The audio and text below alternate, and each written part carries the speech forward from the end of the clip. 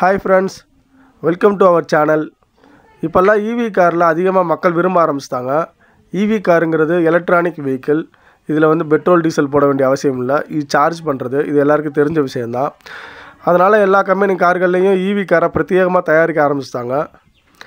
அதுலேயும் முக்கியமாக டாடா கம்பெனியில் EV கார்கள் அதிகமாக இருக்கிறத நம்மளால் பார்க்க முடியும். அதுலேயும் ஒரு காரான டாடா பஞ்ச் காரை தான் இப்போ நான் வீல் அலைன்மெண்ட் பண்ண போகிறேன். இந்த EV காரை வீல் அலைன்மெண்ட் பண்ணும்போது நிறைய இடங்களில் ஸ்டியரிங் கிராஸ் வர்றதா எனக்கு கமெண்ட் பண்ணியிருந்தாங்க. அந்த ஸ்டியரிங் கிராஸ் எதனால் வருது, அதை எப்படி சரி செய்யலாங்கிறத பற்றி தான் இந்த வீடியோவில் சொல்லியிருக்கேன். ஸோ இந்த வீடியோ ஸ்கிப் பண்ணாமல் பாருங்கள். அதோட இந்த வீடியோவுக்கு ஒரு லைக் போடுங்க. அப்போ தான் இந்த வீடியோ நிறைய பேருக்கு போய் சேரும். அப்படியே நம்ம சேனலுக்கு புதுசாக வர்றவங்க சப்ஸ்கிரைப் பண்ணி பெல் ஐக்கானை கிளிக் பண்ணுங்கள். நம்ம வீடியோஸ் எல்லாம் உங்களுக்கு நோட்டிஃபிகேஷனில் வரும். ஓகே, வேலையை ஸ்டார்ட் பண்ணலாமா? ஆரம்பிக்கலாங்களா? வழக்கம் போல் நான் 4 வீலுக்கும் சென்சார் டார்கெட்டாக ஃபிட் பண்ணுறேன். போன வீடியோவில் ஒரு நண்பர் ஏர் ப்ரெஷரை செக் பண்ண மாட்டிங்களான்னு கமெண்டில் கேட்டிருந்தார். ஃபஸ்ட்டு காரை வீல் அலைன்மெண்ட்டில் பார்க்குறதுக்கு முன்னாடி ஏர் ப்ரெஷர் செக் பண்ணணும். பட் நான் அதை வீடியோ எடுக்கலை, ஏன்னா அதனால் டைம் டிலே ஆகிறதால அதை ஸ்கிப் பண்ணியிருக்கேன். ஒர்க்கை மட்டும் நீங்கள் கவனித்தா போதும். இந்த சென்சார் டார்கெட் வீலோட சென்டர் பொசிஷனில் இருக்கிற மாதிரி பார்த்துக்கோங்க. சென்சார் மேலேயோ கீழேயோ இறங்கியிருந்தால் ரீடிங் தப்பாக காட்ட வாய்ப்பு இருக்குது. இப்போ நாம் டார்கெட்டையும் மாட்டி முடித்த பிறகு கார் டீட்டெயிலை சிஸ்டமில் ஸ்டோர் பண்ணிவிட்டு ரன் அவுட் பண்ண ஆரம்பித்தேன். இது காரை பின்னிருந்து முன்னுக்கு தள்ளி டர்ன் பிளேட் மேலே நிற்கிறது. இது மூலமாக காரோட கேம்பர் டோ பழைய ரீடிங் கிடைக்கும். அடுத்த ப்ராசஸ் கேஸ்டர் ஸ்விங் போடுறது. இதை பண்ணுறதுக்கு முன்னாடி ஃபஸ்ட்டு காரை ஸ்டார்ட் பண்ணணும். பிறகு பிரேக் லாக்கை வச்சு காரை நகராமல் பார்த்துக்கணும். அடுத்ததாக காரோட முன்பக்க வீல் நிற்கிற டன் லாக் பிளேட்டை 2 லாக்கையுமே ரிலீஸ் பண்ணணும்.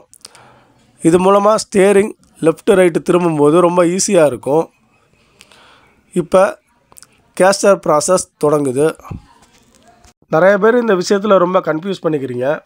அதாவது கேஸ்டர் ஸ்விங் போடுறதுக்கு முன்னாடி காரை ஸ்டார்ட் பண்ணணுமா வேணாமான்னு. கட்டாயம் காரை ஸ்டார்ட் பண்ணணும். இது பவர் ஸ்டியரிங் வண்டிக்கு, எலக்ட்ரானிக் ஸ்டியரிங் வண்டிக்கு பொருந்தும். பட் நார்மல் ஸ்டியரிங், ஆர்டினரி ஸ்டியரிங்க்கு இது பொருந்தாது.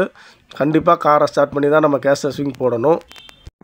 ஸ்டியரிங்கை முதல்ல லெஃப்ட்டு திருப்பணும், அடுத்து ரைட் சைடு திருப்பணும், ஃபைனலாக ஸ்டியரிங்கை சென்ட்ரு பண்ணணும்.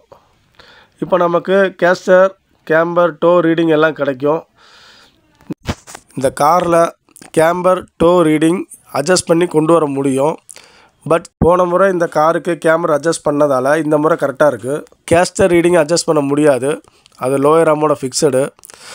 அதோட இந்த காரில் கேம்பர் ரீடிங் கரெக்டாக இருக்கிறதால காரோட டோ ரீடிங்கை மட்டும் நம்ம அட்ஜஸ்ட் பண்ணால் போதும். இப்போ தான் இந்த வீடியோவோட மெயின் விஷயத்துக்கே வரப்போகிறோம். இந்த ஸ்டியரிங்கை நல்லா பாருங்கள். டாடா காரில் இந்த டைப்பில் வர்ற ஸ்டியரிங்கை ஸ்டெடியாக கொண்டு வர நீங்கள் பண்ண வேண்டியது, கார் இன்ஜினை ஆன்லேயே இருக்கும்போது ஸ்டியரிங்கை நல்லா ஷேக் பண்ணி சென்ட்ரு பொசிஷனுக்கு கொண்டு வந்ததும் ஸ்டியரிங் லாக்கை வச்சு நல்லா லாக் பண்ணிவிடுங்க. பட் கார் இன்ஜினை மட்டும் எக்காரணத்தை கொண்டு ஆஃப் பண்ணிடாதீங்க. ஏன்னா இந்த EV காரில் இன்ஜினை ஆஃப் பண்ணிட்டா ஸ்டியரிங் கண்டிப்பாக கிராஸ் ஆகிடும். இந்த பிரச்சனையை நான் பல கார்களில் செக் பண்ணி பார்த்துட்டு தான் நான் உறுதியாக சொல்கிறேன். நீங்கள் தயவு செஞ்சு கார் இன்ஜினை மட்டும் ஆஃப் பண்ணிடாதீங்க.